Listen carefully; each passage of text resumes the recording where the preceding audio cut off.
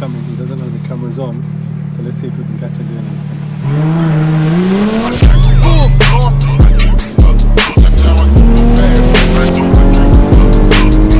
We need to get him to tune his car. I have no idea how fast this car is. So I'm keeping it stuck, and then you went all the way ES 1400.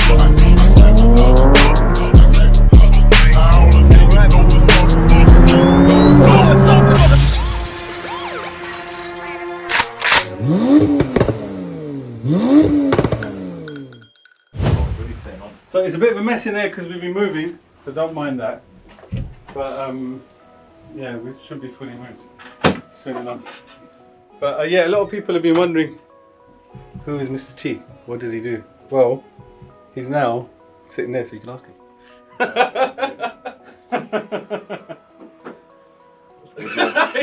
I'm a bit nervous now. The real question is, what do you want to know? What do I do? So bro, everyone's asking that you had this 901 ES800, the black one. Yeah. And they're saying T was a customer. So yeah.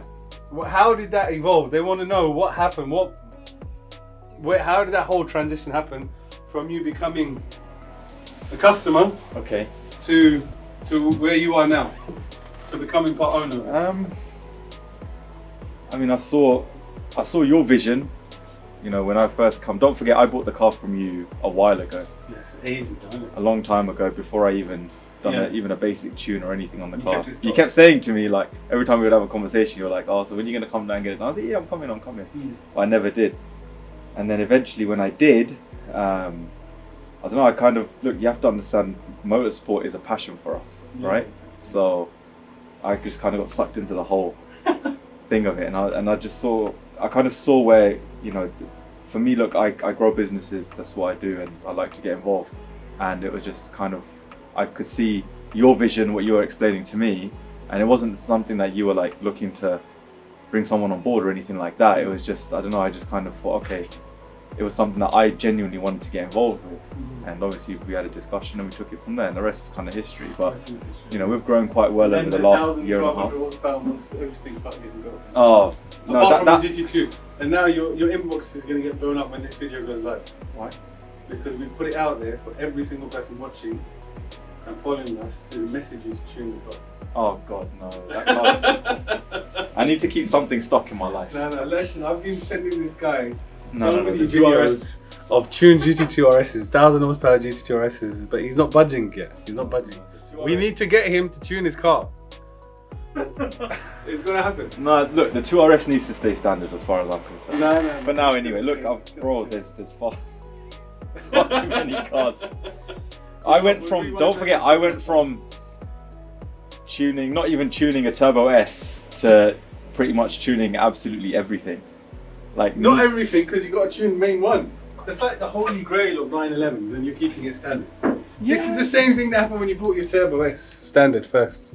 So I'm keeping it stock, and then you went all the way ES 1400. So I expect the same with this one now. We'll see. It'll have to happen. We'll see. Yeah, it's recording. It's recording, bro. Wait, it's Let recording. Him do his hair. My hair alright, bro? Right, guys. So today we are just gonna go for a little bit of a drive in the blue car, just to show you guys what it's about on the street, because predominantly this is a street car, and the aim of this car when we built it was to have something that you can literally drive every day and still do the business when you need it to. It's not the fastest car that we have. Under ES is a lot faster, but it's still quick for the applications that we've got it in. And at the minute, primarily, that's a lot of it is the unprepped street racing. We have a few customers with this same build worldwide that are doing some really good numbers on the drag strip and on the half mile. But we've kind of aimed this towards more of the unprepped kind of racing scene. A lot of it with officially gassed OG battles, all of it is with them really. To date, we've had a few races and we haven't lost as of yet. Alhamdulillah so far, so it's been all good. Yeah, we've been using it quite often recently, in the wet, in the dry, just wherever really. And as you can see, I mean, it's pretty tame to just drive normally. It's just like any other 911 Turbo S, but just a little bit louder and a lot more powerful when we drive it. One other thing that you guys may have noticed, obviously from the OG battles and stuff, is Rebase is driving a lot of the time. People are saying, oh, it's because he's extra lightweight, this, that and the other, which, yeah, obviously, I mean, that does play a part, but in a car this powerful, it's not really a determining factor in the sense that if needs be, we could always put the boost up higher, ask Emery for a little bit more, and then it would still do the business. However, the Rebase has put a lot of time and effort into this car as well, and if we can't all enjoy driving the car, then what's the point, right? Exactly. Yeah, exactly. So I want him to enjoy it as much as the rest of us. So at least that way, you know, the work that, or the commitment that he's put in towards it as well, just goes to fruition, you know. So that's all good. What do you think about driving it, Chris? Oh man, one of the best cars I've ever driven in my life. You know what? It just performs, doesn't it? That's the best thing about it, man. I think words can't describe how amazing this car is. And you know what? It looks sick, mashallah. Like, even when we're driving and you look to the person to the right, they've got their thumbs up. Nice car. And they're always like, yeah, give it. I'm like, nah, this car's too quick to be giving on normal roads, man. That's what you enjoy on the drag strip, isn't it? But no, it's just nice and easy to drive. It's just like any other, really. You can do it in manual mode or auto mode, manual mode. The gears, shifts, as normal, nice and quick with the Civics. I mean, Emery set it up perfectly. It drives really, really well in both modes and in all sorts of things. It's a bit wet today. I mean, grip isn't too bad, but we'll let it warm up a bit and see how it does on map 1. Just through the gears, we'll see what Rebase's reaction is like. I'm not reacting much. I'm going to be holding on tight for that, yeah.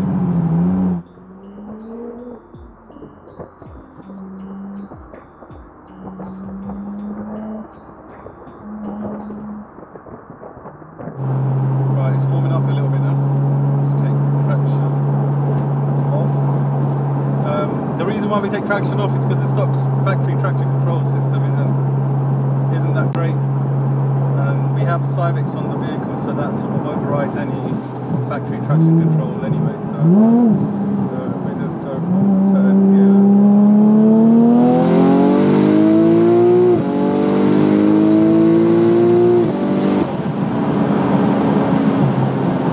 That was map 1, right?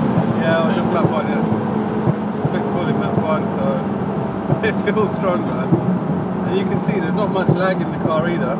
Yeah, that was only 50 miles an hour. You can do it in auto mode. I prefer it in manual mode. I just feel like I'm more in control of the car. I just like that shifting experience myself better rather than the car doing it for me. But yeah, no, it's good fun when you need it to go. I mean, even now, you just drop it into 4th, it's gone.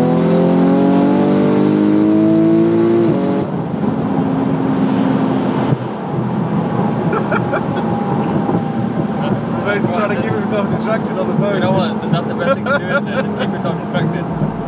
Right, so with AMIR's 991 Gen 2, as most of you have seen it already on YouTube, it's an ES14 package, ES1400 package, sorry, I should say. This car has had endless R&D work done on it, just so we can master the top end of the Porsches. It's had its Dodson clutch, Dodson pan, it's got GT30 turbos on it, it's a 4.1 litre engine, so it's all been bored out. It's had the custom intake manifold done by ESMOTOR themselves as well. It's got secondary fueling system. This car's just phenomenal. The way it drives, the way it goes, as you've seen it run before as well. This car's capable of running high 8s quarter mile. Half a mile top speed, averaging probably close to around the 220, 225 mark, fairly easy. Got KW suspension on the car as well, just to make it stiffer for when we're launching, that the car stays stuck to the ground. We did originally have it on H&R springs, then Litchfield springs as well, because we're trying to manage how this car handles. but we've mastered it now with a KW suspension. But like I say, this car's just phenomenal. We've done everything that we can to make this car spot on. He even drives it home, drives it into work. He uses it as a daily. It's running meth as well, but we only use the meth obviously from map 1 to 2. This car's got 7 different maps on it. Running high-end maps from map 6. We run race fuel, ethanol.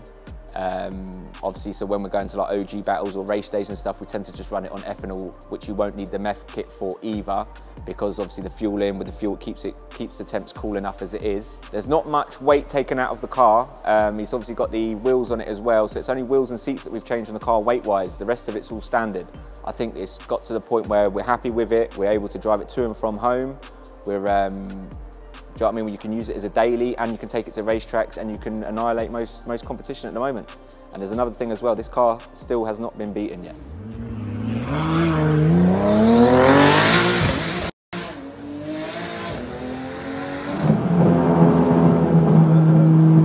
good fun. I mean, look, I think what we've done with the car so far has been like, it's met all our expectations and beyond, in terms of being a really streetable, powerful sort of setup. I mean, it is a true street car setup. As you can see, everything's full weight. There's no weight deductions here. There's no stripping the car out, anything like that. You see a lot of other race cars that are, I mean, they're predominantly that. They are race cars, and they're driving on the street fully stripped out, and you know, they can't make a normal journey without other sort of drawbacks, because they're not a street car. They're more a race car for the road. That's why they've got an excuse, isn't it, that you're using that person. That's stripping out the way. Yeah, whereas this is obviously, it's more of a street car built to race. And it's more with our ethos. Look, here at ES we can build a drag car if the customer wants. However, we build street cars that can go and race. And I think that's quite clear with a lot of the cars that we've built before, and a lot of, even worldwide, if you look at all the ES builds and everything like that, they are all predominantly street cars that can go to the shops, go and do your everyday sort of drive or whatever you need to do for them every day. And then on top of that, they can also go and race whatever sort of car and do the business, you know. So it's a bit of everything in one, which is good.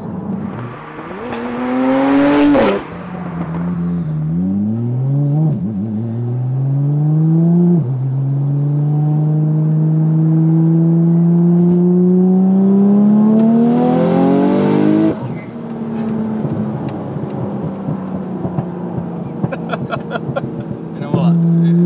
Sick.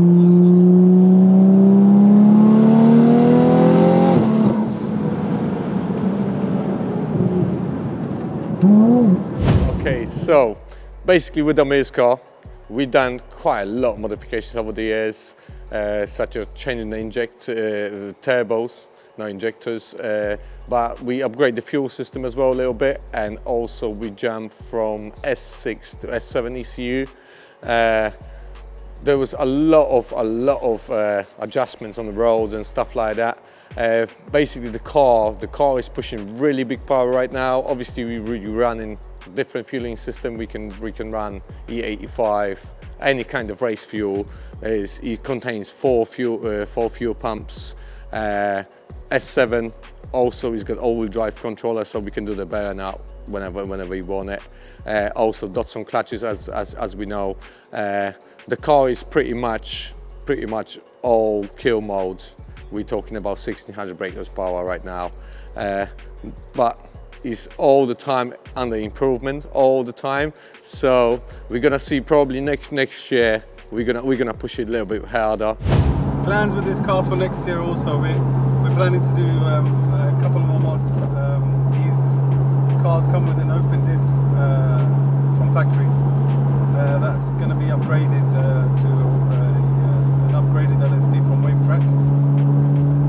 So that should be interesting. We've had a couple of cars in the US with the diff, so it's made a massive difference on the launches and everything like that. I mean, if you guys remember or not, I'm not sure, but the OG battle that we had against the JM 1500 car, on the launch you could see literally one tyre smoking up halfway, so you can see the sort of drawbacks with the open diff. It doesn't really help with a good launch.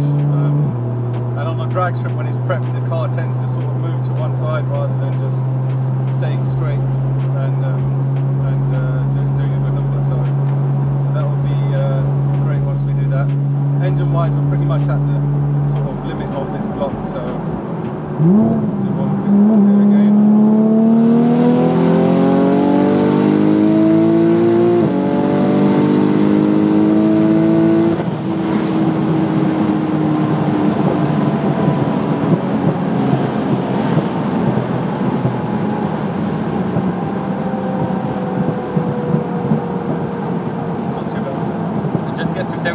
So quick.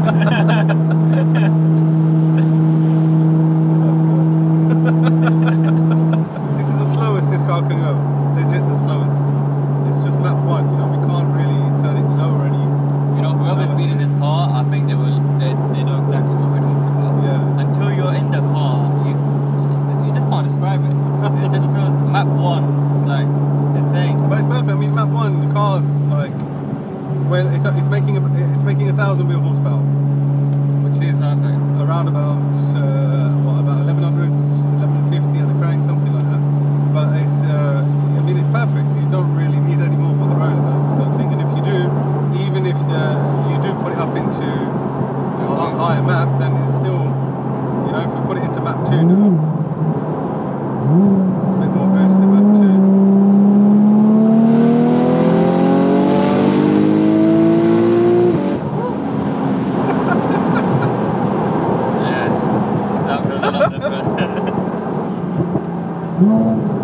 That was a really fast 50 to 70 there. You know what, I'm such a bad passenger, but I'm literally like, let's hold on tight. But yeah, I mean, that was map 2, so it's not really pushing the car, straighting the car. It's just a pump fuel map, you know, literally a daily driven map. But then when we put it on kill, obviously, the other thing is we haven't actually had the car out on an event on kill. We've done a bit of testing where we did a 2.700 to 200 and 3.1, 60 to 130. Traction is always a limiting factor. So it's more about how efficient you can get the power down rather than how much power you can turn it up to. When we raced the JM 1500, what map were we on then? 5. Oh, map 5. Yeah, we've got 7 maps, so 2 more maps. Yeah, it was only map 5 is running around about 2 bar, so it's not too much power at all. Considering and what does map 7? How many bar boost does it run? I mean, we can push up to about, if we want to push it on like a kill map. Like, we don't know what it's gonna, how as in like how long the head gasket will last at that level. It's like 2.5 bar probably, or maybe a little bit more. But it just depends on how far you need to push it. Like I'm saying, I don't think that much power we're gonna get traction for that much power anyway. Yeah. Right guys, quickly, the race is coming. He doesn't know the camera's on, so let's see if we can catch him doing anything.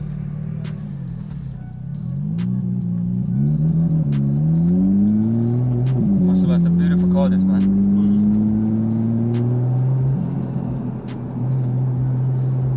You know what though?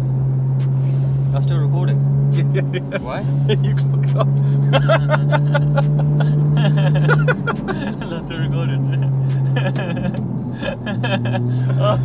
Damn, you clocked on, guys. Yeah, see, come on, bro. You can't get away from me. You can't get away from my eyes, bro. Yeah, I know you were trying to put you on before, innit? Listen, so that's why we thought we'd try and get you out now. Listen, you know my reaction time. No. Come on, bro. I still remember that. The scream that you gave on Finchley Road. Bro, listen, don't forget that. Guys, basically, this is what happened, right? This is before, like, well, before I even sat in this car. Going back a couple of years ago. So Amir goes, oh, listen, let me take you out. We're going out to Central on a drive. There was quite a few friends of us that we went together. Takes me out. I have no idea how fast this car is. Like, no idea whatsoever. My man puts his foot down on Finchley Road. Boom! Lost it. I swear to God, I'm trying to hold on, like, stop, screaming, like, I swear to God, I still remember that day like it was I've never heard him scream. I was literally like screaming like a baby. Like, you don't understand how bad it was. I was literally screaming. We wanted to try and recreate that. You try catching it again, but come on. My reaction time since I've been racing on officially gassed, I've been on point. So I saw that little red flashing light on the camera. Oh, but other thing, the handling on this car though. Yeah, with the coiler, perfect. It's really good.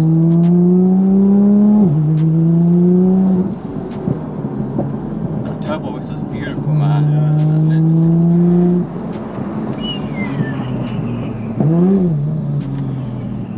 Now, thanks to somebody, they put some speed bumps on our little test track. Or our old test track. Old test track, yeah. Old test track, yeah. But Can't even do nothing on it now. yeah, you can't. It wasn't me though, I'd never floor it up. Yeah. Never. Right, we need to watch this because it is filthy. The weather's been horrendous, but no matter what you see in the rain, sun or snow or whatever it is, this car can be driven perfectly fine. And in the snow as well? Yeah, bro. What, with RAAs? I don't know, we're doing drifting all the way down, yeah? I'm not sure if we'll be able to run map 6 in the snow though. Don't need map 6, map 1 for the win. Map 1 for the win. But yeah, thank you guys, we'll be back with some more footage on this. They tried it. Yeah, we tried it, it didn't work.